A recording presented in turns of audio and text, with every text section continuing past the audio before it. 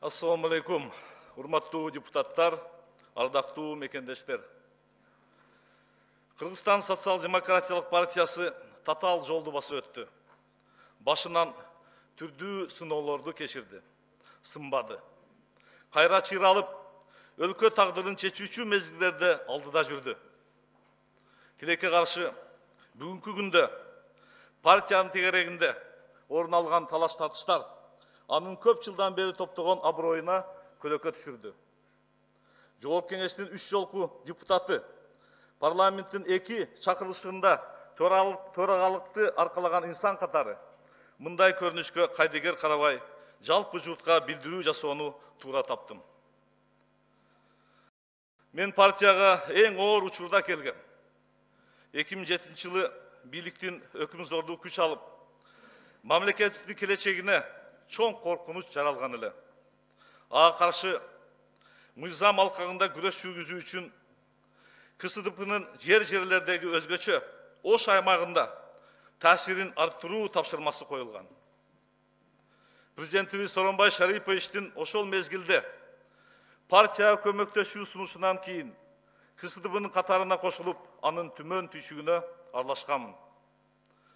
Өзүңүздөр жакшы билесиздер, ал кезде зулум режимге ачык каршы чыгып, партиялык иштерди уюштуруу абдан опуртардуу эле. Өмүрүбүздү тобокелге салып, партиялаштарыбыз менен биргеликте адилеттүү ком түзүү максатында ишибизди баштаганбыз. Алгачкы жыйынтыгы жаман болгон эмес. 2007 жылдагы парламенттик шайлоодо КСДП бийликтин кысымына карабастан жерлерде, анын ичинде мен координаторлук кылган Ордолуу Ош аймагында элдин иштерине арзыды. Натыйжада Ош аймагында 87 миңден ашуун добуш жыйнаганбыз. Бул КСДПнын топтогон жалпы добуштардын 45%-ын түзгөн. Адилетсиз бийликтин өзүн билемдиги орноп турган заманда мындай ийгиликке жетишүү оңойлотон иш эмес эле. Ал эми 2010-2015 жылдардагы парламенттик шайлоолордо бул көрсөткүч эселеп өстү. 2015 жылы Ош аймагында партиялаштарыбыз менен 150 миңге чукул шайлоочунун ишенимине ээ болгонубуз мунун далили. Биздин партия 2013 жылдагы элдик революцияны жүзөгө ашырууга мамлекетибиздин тарыхында бурулуш жасоонун башында турган. Андан соң элдин жеңиши менен келген башкаруунун жаңы формасын түптөө, мамлекеттүүлүктү бекемдеп, Кыргызстаныбыздын чыныгы, көз карандысыздыгын камсыздоо багытында ишибизди уланттык. Биз социал-демократтар партиялык түзүлүштү чыңдап, күчтүү жана гүлдөгөн өлкөнү курууга баардык күчүбүздү жумшадык. Партиянын катардагы мүчөсү гана эмес, бир кездеги КСДПнын жетекчисинин орун басары, Жогорку кеңештин депутаты, парламенттин төрагасы катары мындай иштерге катышканыма сыймыктанам. Урматтуу депутаттар, кадырлуу мекендештер, партиялар саясий элитанын тагдырын эмес, карапайым жарандардын кызыкчылыктарын коргоп, таламын талашууга тийиш. Партия төрагасынын жеке мүдөөсү, жеке таарынычы, жеке амбициясы мамлекеттин өнүгүүсүнө залакасын тийгизбеши керек.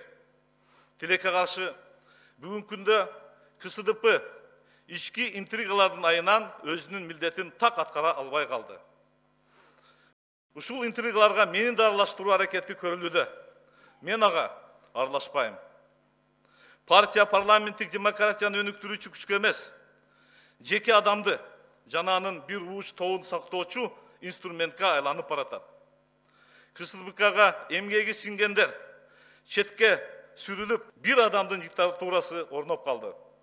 Партиянын жетекчиси дайыма жалгыз мен баарын кыраткам деп жетишилген ийгиликтерди өзүнө ыйгарып келет. Бирок партия тарабынан жасалган иш-аракеттер бир эле адамдын эмгеги эмес.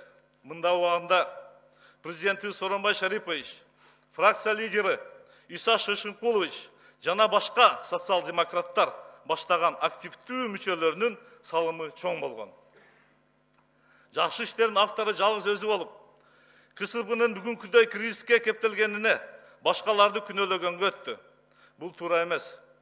Кайсы гана партия болбосун, анын жакшысына да, жаманына да партиянын лидери жоопкер. Кыргызстандагы алдыңкы партиялардын бири. Өзүм жан дилим менен аралашып, калыптандырган уюмдун учурдагы абалы жүрөгүмдү оорутуп, бир чети зээнимди кейитип турат, урматтуу депутаттар. КСДПнын тегерегинде жүрүп жаткан окуялар мамлекеттин жаркын келечегине кедергисин тийгизбеши абзел. Мен өмүр бою КСДПда да мүчө болуп жүрөм деп ойлогом. Ага чейин бир дагы партияга мүчө болгон эмесмин. Бирок ойлогон ойду кыстаган турмуш жеңеттеген ушул экен. Мен өлкөнүн келечегине кайдыгер карабаган инсан катары Кыргызстан социал-демократтар партиясынын чыгуу чечимин кабыл алганымды расмий жарыялайм. Кыргызстандын мындан аркы өнүгүү жолу, жалпы мамлекеттин кызыкчылыгы тараза ташына коюлуп жаткан шарттарда бул кадамым туура деп эсептейм. Ал эми депутаттык ишмердүүлүгүм парламенттеги фракцияда уланат. Ушул жылдар аралыгында бирге болгон партиялаштарыма, ишеним арткан шайлоочуларыма колдоосу үчүн ыраазычылык билдирип таазим этем. Кудай буйруса, мындан ары дагы Жогорку Кеңештин депутаты катары элибизге кызмат өтөй берем. Буга менин билимим, тажрыйбам, кайратым да жетет. Урматтуу депутаттар, ардактуу мекендештер, мамлекетибизди өнүктүрүү үчүн талыкпаган эмгегибиздин акыбетин көрөлү. Кыргызстаныбызды, элибизди жараткан өзү колдосун, көңүл бурганыңыздар үчүн мага сөз бергениңиз үчүн чоң рахмат барыңыздарга.